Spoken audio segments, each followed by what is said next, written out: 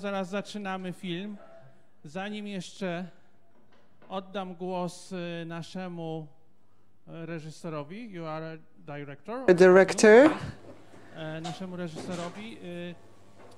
W międzyczasie puszczę album pana profesora. I'm going to pass the professor's album around with the request for you to autograph it for Miss Marta, who is our meetings coordinator. Natomiast proszę się nie martwić, albumy są również dla państwa przygotowane gratis.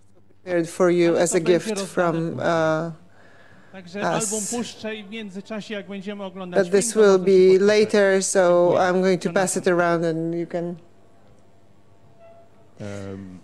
good afternoon. Sign it later. Good afternoon, everybody. My name is Jonathan Durand. I'm from Montreal, Canada. The film that we're about to watch hasn't been seen by the public before, ever. I just finished it after many, many years of piecing together not only the film, but the story of how my Polish babcia grew up in Africa.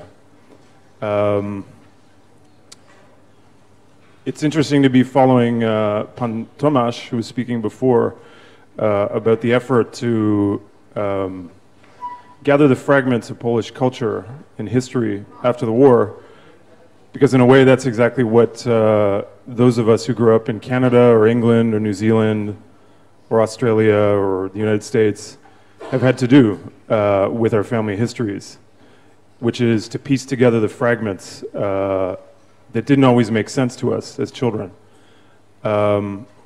It took me until I was an adult talking to my babcia for many, many, many years to understand that my babcia had been a child during the war. Even though I knew her as an elderly person, she'd been 11 years old when the war started.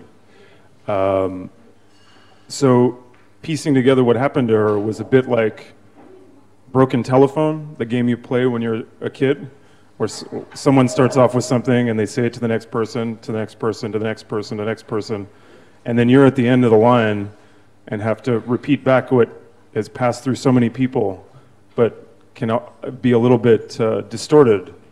So basically, 10 years ago, I started interviewing my babcia because I was curious how she'd grown up in Africa, going through Iran and Siberia, and nobody at university, none of my professors had heard of it.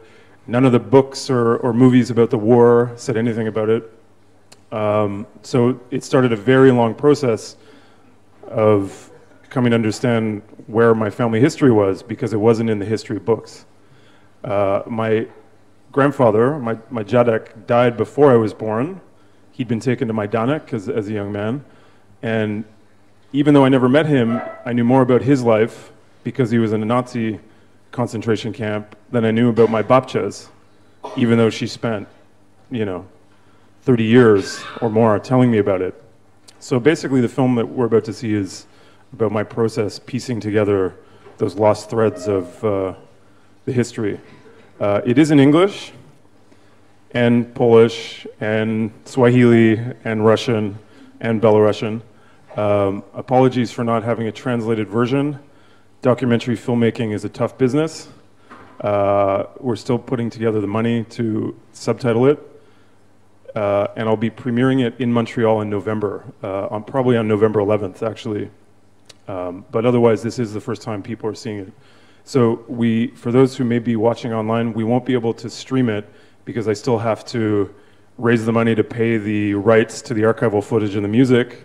But there is going to be an effort to travel eventually to Australia, New Zealand, across Canada, the United States, and England to screen the film, not only to the Polish community, but to the wider community, because for me, that's what this is about, not just about speaking amongst ourselves as a community, but telling this history to the outside world, because it deserves to be heard. So that's about it. I guess I'll just let it play out. My mom also is here in the room. In the film, it's my babcia is her mother. It's the first time my mom is in Poland. She was born in England after the war, And this is also the first time she's seeing the film. So if you hear sobbing, so if you hear any tears, like anyone crying, it's probably her and I. So that's it. Okay, dziękuję bardzo and enjoy.